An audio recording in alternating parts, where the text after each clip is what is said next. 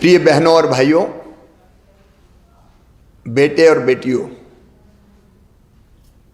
मध्य प्रदेश में आज कई महीनों बाद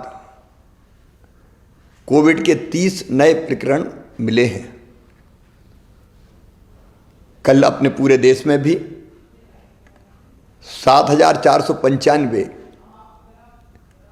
पॉजिटिव प्रकरण पूरे देश में आए हैं। और एक बात जो मन में चिंता पैदा करती है, महाराष्ट्र, गुजरात और दिल्ली तीनों राज्यों में पिछले एक सप्ताह से पॉजिटिव केसों में लगातार वृद्धि हो रही है, लगातार बढ़ोतरी हो रही है। कल महाराष्ट्र में 1201, गुजरात में 91 और दिल्ली में 125 प्रकरण आए हैं। हम सब जानते हैं इन राज्यों से मध्य प्रदेश में आना जाना लगातार बना रहता है और पूर्व के अनुभव भी हमें ये बताते हैं कि पिछली बार भी महाराष्ट्र में पॉजिटिव केस बढ़ना शुरू हुए, गुजरात में बढ़े और उसके बाद मध्य प्रदेश में लगातार पहली हो या बाद में दूसरी लहर आई। और दूसरी लहर में जो कष्ट हमने भुगते हैं वो हम कभी भूल नहीं सकते।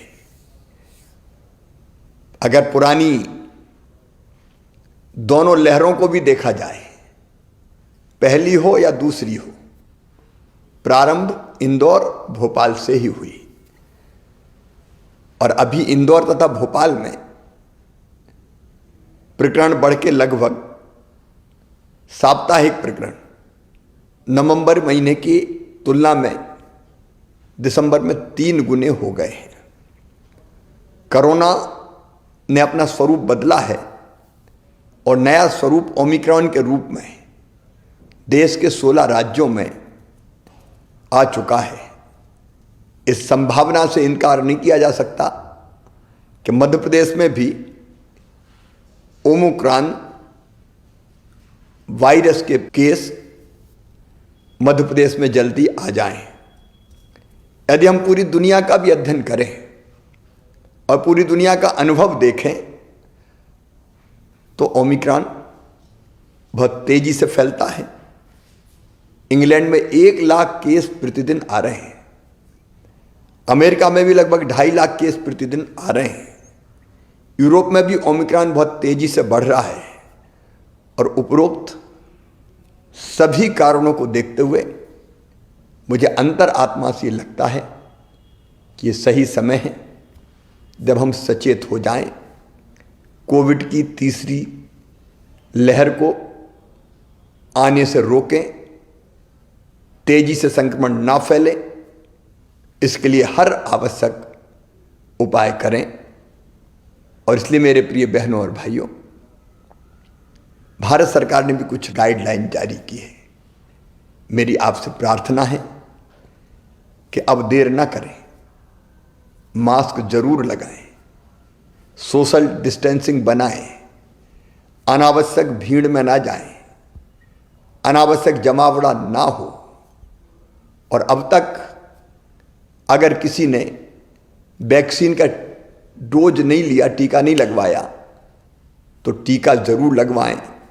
पहला लगा लिया हो तो दूसरे में देर ना करें। अगर समय की अवधि पूरी हो गई हो तो तुरंत दूसरा टीका भी लगवाएं। इसके साथ ही हमने पहले ही तय कर दिया था कि स्कूल में जो हमारे बच्चे हैं वो 50% की संख्या में ही जाएंगे ताकि वहाँ सोशल डिस्टेंसिंग बनी रह सके। हम आज एक फैसला और कर रहे हैं कि रात्रिकालीन कर्फ्यू रात 11 बजे से लेके सुबह 5 बजे तक लगा रहेगा। अगर आवश्यकता पड़ी तो कुछ और उपाय हम जरूर करेंगे। और हाँ, अगर कोविड का कोई पॉजिटिव केस आता है तो घर में अगर पर्याप्त स्थान है तो घर में उसको आइसोलेट करके इलाज करेंगे। और नहीं तो हर हालत में उनको हमको अस्पताल में ही भर्ती कराना चाहिए ताकि परिजन वायरस के संक्रमण से बच सकें। सावधान रहना है, याद रखना सावधानी में ही सुरक्षा है। मेरी प्रार्थना है आप सब सहयोग करें ताकि तीसरी लहर के संकट से हम अपने प्रदेश को बचा पाएं और अपनी जनता की जिंदगी की सुरक्षा कर पाएं। ये आप सबके सहयोग से ही होगा। बहुत बहुत धन्यवाद।